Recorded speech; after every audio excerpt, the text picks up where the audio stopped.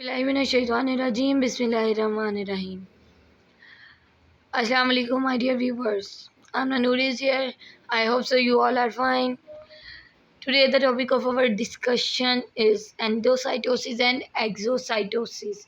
बच्चे एंडोसाइटोसिस को पढ़ने से पहले हम ज़रा इस बात को डिस्कस कर लें कि इसके वर्ड को डिस्कस करते हैं, इसकी टर्म को।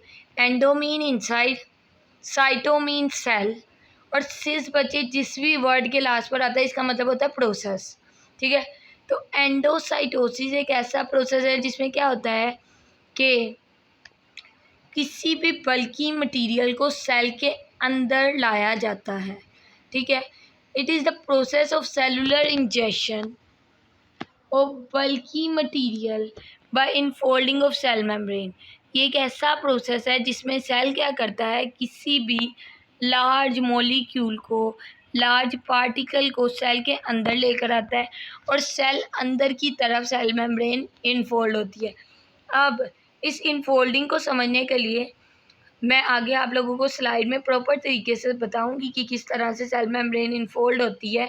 हम आगे मूव करते हैं बच्चों। एंडोसाइटोसिस की टू फॉर्म्स हैं, एक फैगोसाइटोसिस और एक पाइनोसाइटोसिस। फैगोसाइटोसिस को सेलुलर ईटिंग भी कहा जाता है। अब सेलुलर ईटिंग क्यों कहा जाता है, इसकी रीज़न ये है, in phagocytosis cell take in solid material. Phagocytosis में क्या होता है कि सेल सॉलिड की शक्ल में मटेरियल अंदर लेता है। तो हम लोग भी जब खाना खाते हैं, हम लोग क्या करते हैं, जब हम सॉलिड की शक्ल में खाना लेते हैं, खाते हैं, तो वो हम उसे क्या करें, हम ईटिंग कर रहे हैं। तो सेल जब सॉलिड मटेरियल को अपने अंदर लेता है उसे क्या कहते हैं, सेलुलर ईटिंग। तो फैगोसाइटोसिस वो प्रोसेस है जिसमें क्या है, सॉलिड मटेरियल को सेल अपने अंदर लेता है। और पाइनोसाइटोसिस को सेलुलर ड्रिंकिंग कहा जाता है कि सेल क्या कर रहा है, ड्रिंक कर रहा है, पानी पी रहा है। तो पाइनोसाइटोसिस क्या है, while in pinocytosis cell takes in liquid in the form of droplet. तो सेल क्या करता है, लिक्विड की शक्ल में मटेरियल अपने अंदर लेकर आता है। बेसिकली एंडोसाइटोसिस क्या है, वो प्रोसेस है जिसमें सेल अपने अंदर या तो सॉलिड की शक्ल में मटेरियल लेकर जाता है या फिर लिक्विड की शक्ल में। एंडोसाइटोसिस की दो टाइप है, फैगोसाइटोसिस और पाइनोसाइटोसिस। ये है हमारा एंडोसाइटोसिस का।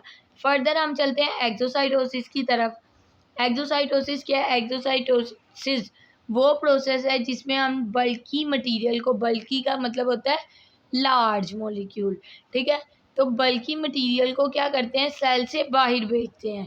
ठीक है, तो सेल से बाहर हम लोग वेस्ट मटेरियल को भी भेज सकते हैं, या फिर किसी दूसरे सेल को किसी चीज़ की ज़रूरत है तो हम वो भी प्रोवाइड कर सकते हैं। ठीक है, तो exo mean out, cyto mean cell, sis mean process. तो एक्सोसाइटोसिस वो प्रोसेस है जिसमें हम सेल के बाहर चीज़ों को भेजते हैं। अब बच्चों एक्सोसाइटोसिस में क्या होता है कि सेल मेम्ब्रेन का part which replace the part of cell membrane lost during endocytosis. Endocytosis के दौरान में सेल मेम्ब्रेन का जो पार्ट अंदर की तरफ पिंच होता है वो पार्ट बाहर की तरफ आ जाता है। मतलब सेल मेम्ब्रेन का जो पार्ट लॉस्ट होता है वो दोबारा मिल जाता है।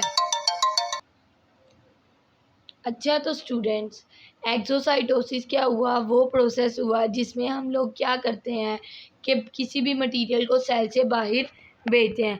अब ज़रा मैं समझाती हूँ आपको एंडोसाइटोसिस में सेल मेम्ब्रेन की इनफोल्डिंग किस तरह से होती है। बच्चे ये देखें, ये कोई बल्की मटेरियल है जो सेल के अंदर आने की कोशिश कर रहा है। ठीक है, ये सेल को इसकी ज़रूरत है, ये वाला मॉलिक्यूल सेल के अंदर आ रहा है। सेल के अंदर जब आ रहा है, सेल मेम्ब्रेन अंदर की तरफ पिंच हो रही है, ठीक है, मतलब अंदर की तरफ फोल्ड हो रही है। और फिर क्या होता है, सेल मेम्ब्रेन क्या है, पूरा का पूरे इस मॉलिक्यूल को अपने अंदर ले लेती है। ये देखें, एडिशनल मेम्ब्रेन बन गई है। उसके बाद क्या हुआ, जो मॉलिक्यूल अंदर आया उसको ब्रेक इनटू पीसेस किया गया, उसके अंदर जो न्यूट्रिएंट्स है वो ले लिए गए। उसके बाद ये मॉलिक्यूल आगे ट्रांसफ़र किया, इसको जो छोटे छोटे पीसेस में हमने कन्वर्ट किया है, इसको सेल से बाहर भेज दिया। जब सेल से बाहर भेजा, बच्चे देखें ये ग्रैन्यूल की स्ट्रक्चर में इन्हें बाहर भेजा है। जो मेम्ब्रेन हमारी अंदर की तरफ पिंच हुई थी वही मेम्ब्रेन आपको दोबारा शो हो रही है।